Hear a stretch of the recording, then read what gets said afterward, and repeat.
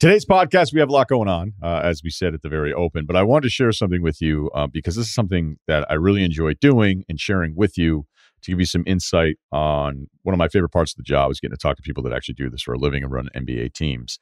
So with the tournament starting up, I wanted to run through kind of how 5 teams, and again, this is not a consensus from the team. It's somebody that works for a team, so it's not always the GM, although sometimes it is. But I have 5 teams that are willing to share with me how they see the top of the NBA draft with the tournament getting started. So let's cut to it because I've started to do all my work this week, and I've watched a lot of Chet Holmgren. I've watched a lot of Jabari during the regular season just because I started to like watching him more and more and more. And then Banchero, I think I caught a ton at the beginning and then gaps in the middle. And then I kind of go back and watch all of this stuff again, which certainly makes my life a little busier the rest of the way. So I'm not as locked in as the top, the non-top tier guys, but I wanted to ask teams about this. So basically it was like, how do you see your top group in the NBA draft? These are guys that have been watching it now 30 plus games for the college season. And then give me how that relates to Chet Holmgren, who I think he's not the mystery guy throughout this, but he was earlier projected to be number 1.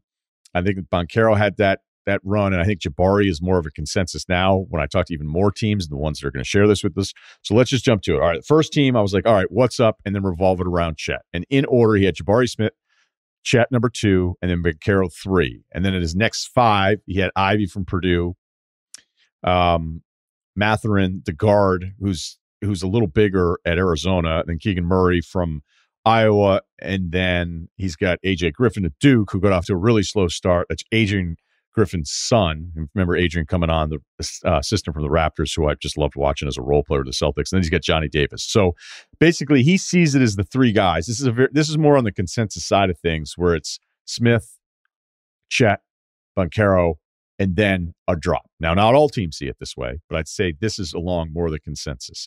And this front office executive, his quote is, Chet goes 1 or 2, too skilled to pass on, and he's held up really well physically this year. No real weakness other than the obvious part, which is body and his lack of physicality. All right, so that was actually pretty positive on the Chet body type, where we had Gottlieb on, who, by the way, Gottlieb was saying to GM was like, have we ever seen a hunchback in the NBA when you watch Chet? Because he has sort of this weird gait to him, even though he's a very fluid player. His hands, his feet, his timing, all that stuff. He's not some 7'1" skinny guy that's super awkward out there that blocks some shots and hits some threes. Chet can move around all over the floor. Gonzaga did a great job using him, and you weren't going to just post him up the whole time because Timmy's down there on the block, kind of an old school post game anyway. So Chet's off the ball stuff, all that. Now I'm starting to break it down more. Let's get back to the teams. Okay. I asked another scout and I said, okay, what do you have in the first tier? And he said, I cut it at 4. It's Chet, Jabari, Paolo Banchero, and then Jaden Ivey. He said, quote, I see Chet as a guy who always has been able to be productive even without the ball at every level, and now has played with Defensive Player of the Year potential. Paolo, I'm putting his name on the Rookie of the Year award right now, but think the jump the other 2 have made, especially in the last couple of years, is just more upside than Paolo, but he's still going to be super productive for a really long time. If he ever buys in defensively, I would have him over Jabari, and frankly, I still might at the end of the month. He continues, quote, Jabari's the classic 3rd scorer in a really good team, Rashard Lewis type, Tobias type. That scares the shit out of me. I'll just admit, when I'd read that part, I was like, wait, like if that's what you're going to be. I know Rashard was a nice player. Tobias, I know Tobias puts up numbers. He disappears with Philadelphia. I'm sorry. And I think there's always like a weird thing when I realize you've been on 5 teams before you're 30. That kind of tells you, like, oh, why do teams just he keeps getting signed, but it seems like every time he's somewhere, the team is like, I think we're good on this one. So that would actually scare me, that kind of comp, because I would hope Jabari could be a little bit more than that. I think he would be with different guards at Auburn. Going back to the quote, quote, he's been much better, but still see him more as a good help team defender, more so than being able to lock anyone up one-on-one. He's been good funneling guys to Walker Kessler, the big white guy, the center there, transferred over from NC. And if he's got a big shot blocker behind him, that's probably what you're teaching him to do, and that's valuable. On Ivy, quote, Ivy has the most upside of any of the perimeter guys, and I'm dying on that hill. But he also probably has a steep floor where if he doesn't shoot and he's just a crazy athlete who never figures out how to properly attack NBA defenses, he's like a lot of other guys who sadly are now in the G League. That said, his production was pretty steady all year.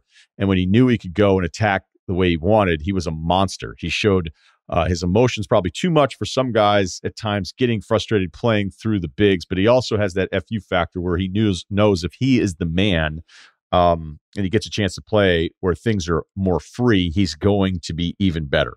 He breaks down some of the other guys. I'll get to that maybe a different day. Okay, another front office member. I said, all right, give me your cut on the first tier. And in order, he has it Chet 1, Jabari 2, Paolo 3, because I think it's close. Reasonable case to be made for all of them.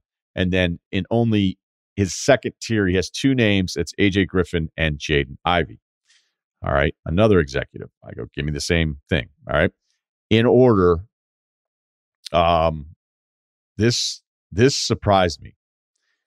Jabari Smith and then Sharp out of Kentucky, Jaden Ivey, Chet, then Banchero.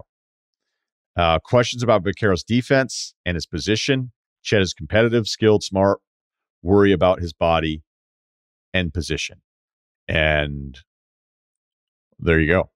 That really surprised me. And I've got one more that I'll share with us today. All right. So, in order, this is the first tier from another executive. Jabari 1, Jaden Ivey 2, Paolo 3, Chet Holmgren 4. So, he believes this is the top 4 for about 5 weeks.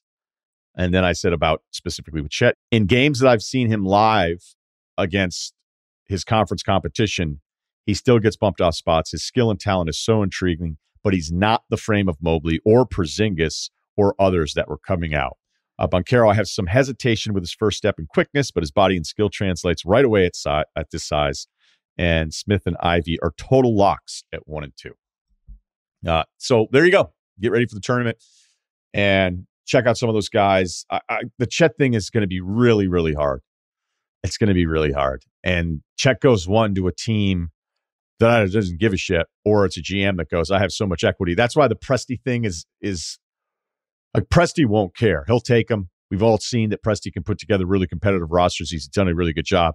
If you're a front office that could maybe get fired in 12 to 18 months, you're probably not taking Chet.